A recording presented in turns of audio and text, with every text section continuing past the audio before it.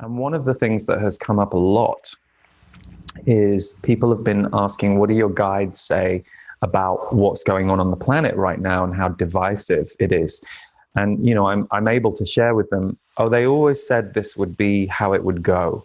They always said that the more time went on, the more emotional everything would become on the planet, and things would start to crackle in the old fabric of reality, and that it wouldn't always be a comfortable time, particularly not in terms of being able to rely on anything that's known or past, but that it would be a very alive time, and a time in which great innovation and forward leaps would be birthed.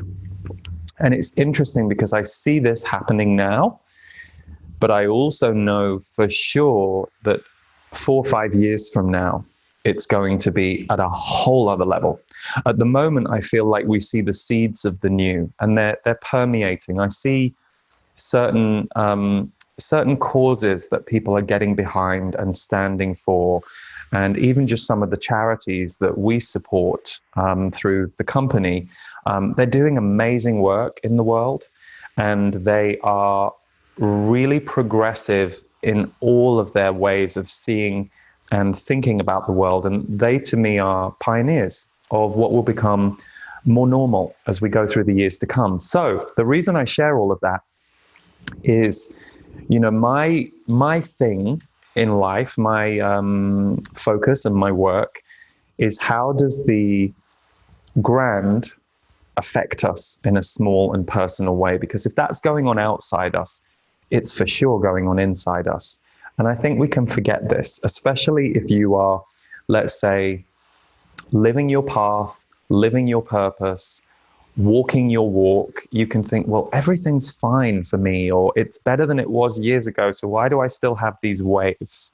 And the waves are part of the change. All of us are under a microscope right now.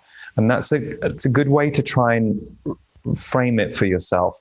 You as a soul and as a human being are in a very interlocked dance, and you are under a microscope.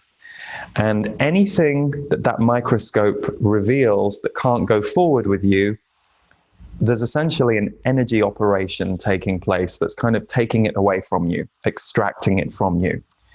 And sometimes those lessons, those experiences can be deeply uncomfortable, especially if they're big ones. If it's like a big pattern or a big trauma area for you, those can be deeply uncomfortable.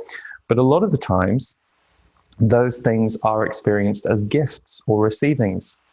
Somebody giving you something, or a new opportunity that you suddenly realize, oh my God, I can make this happen. I can start to put some energy and some time towards this thing that my soul has been calling for, but I didn't know I could, or I've had it on the back burner. So it's a real, I like to call it a hodgepodge of a time. There are many highs and lows in a time like this, which is why the more we can center, the more we can ground, the more we have practices for self-soothing, self-reset, so bringing yourself back to a more neutral state, the easier it's going to be.